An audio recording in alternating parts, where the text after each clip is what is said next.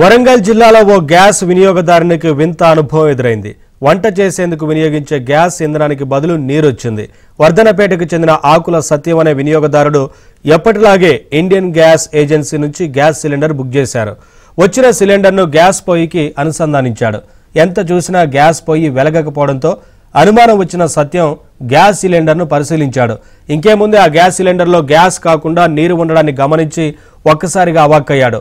Indian gas agency నిర్వాహకుల తీరుపై సదరు వినియోగదారుడు ఆగ్రహం వ్యక్తం చేశారు.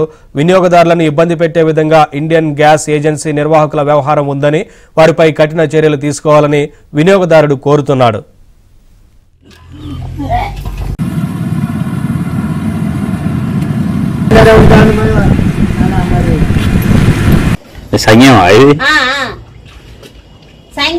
సంఘంలో లేదు, మధ్యలో ఉన్నది, దిగరాశపల్లి మధ్యలో ఉన్నది, మరి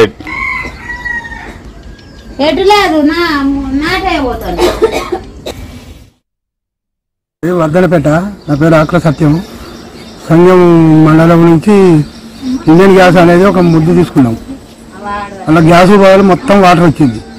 చేసి స్టవ్ అంటిద్దామని చూస్తే గ్యాస్ రావట్లేదు. ఇది ఏందని చూసి ఊపి చూస్తే మొత్తం వాటరే ఉండాల, గ్యాస్ లేదు అసలే.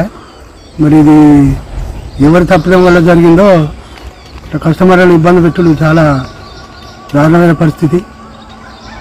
ఇలాంటిసారి పునరావృతం కాకుండా చర్యలు తీసుకోవాల్సిందిగా ఇండియన్ గ్యాస్ మేనేజ్మెంట్ను సవినయంగా కోరుచున్నాం. అప్డేట్స్ మా కరెస్పాండెంట్ నవీన్ అందిస్తారు.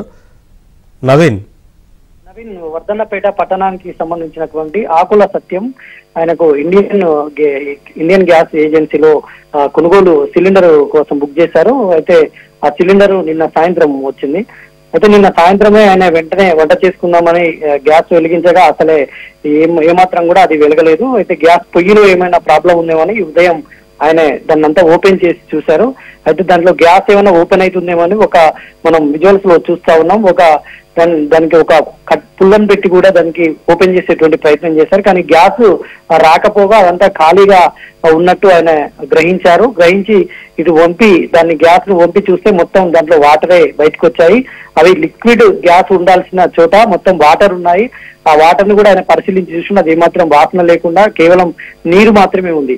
మరి ఇట్లా ఎందుకు జరిగింది అనేటువంటిది ఆయన అవాక్కయ్యారు. ఇండియన్ గ్యాస్ వాళ్ళు బుక్ చేసినటువంటి చోట సంప్రదించారు. కానీ వాళ్ళు తమకు సంబంధం లేదు, ఇది పైనుంచి అలా వస్తుంది, మాకు సంబంధం లేదని ఆయన నిర్లక్ష్యంగా సమాధానం చెప్పడంతో ఆయన చేసేది లేక వెనుదిరిగారు.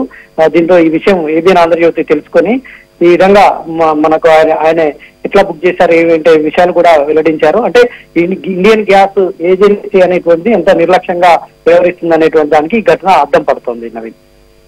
Okay Naveen, thank you.